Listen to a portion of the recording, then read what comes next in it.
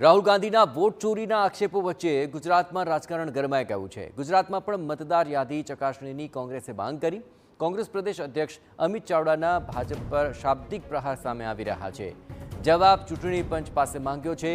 ભાજપના નેતાઓને કેમ ચિંતા છે તેવો સવાલ અમિત ચાવડાએ ઉઠાવ્યો। આ ઉપરાંત કહ્યું કે ભાજપના નેતાઓને ચોરી પકડાઈ ગઈ હોય તેવો ભય લાગી રહ્યો છે।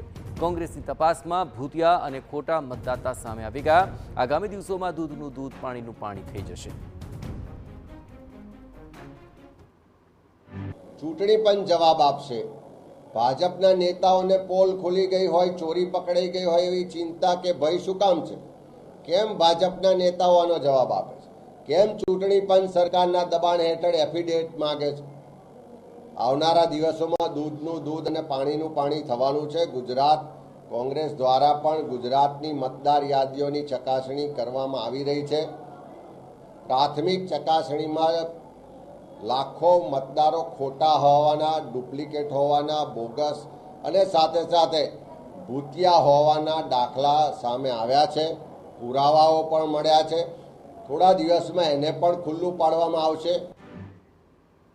તો અમિત ચાવડાના નિવેદન પર ભાજપે પલટવાર કર્યો કે બિહારની હાર જોઈ ગયેલા રાહુલ ગાંધી હવે બાલિશ વાતો કરી રહ્યા છે। યજ્ઞેશ દવે આ પ્રહાર કર્યો અને કહ્યું કે 5 રાજ્યોમાં કોંગ્રેસે સત્તા મેળવી ત્યારે વોટ ચોરી નહોતી દેખાઈ। કોઈ પુરાવા વગર ચૂંટણી પંચની સામે પડવું એ યોગ્ય નથી। કોંગ્રેસ પહેલા પૂરો અભ્યાસ કરે પછી આક્ષેપ કરે।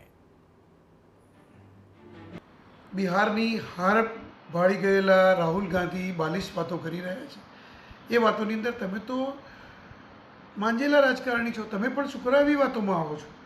કારણ કે જો પહેલાં તો ચૂંટણી પંચ સ્વાયત્ત છે અને આ જે ચૂંટણી પંચે એ તમને કર્ણાટક, હિમાચલ પ્રદેશ, તેલંગાણા આ 3 રાજ્યોમાં પૂર્ણ સરકાર આપી છે અને આ જે ચૂંટણી પંચની સાથે તમે તામિલનાડુ અને ઝારખંડની અંદર બીજા પક્ષ સાથે ભેગા મળીને સરકાર ચલાવી રહ્યા। એટલે 5 રાજ્યોમાં જ્યારે તમારી સરકાર ચાલે છે તો શું ત્યાં વોટ ચોરી નહોતી?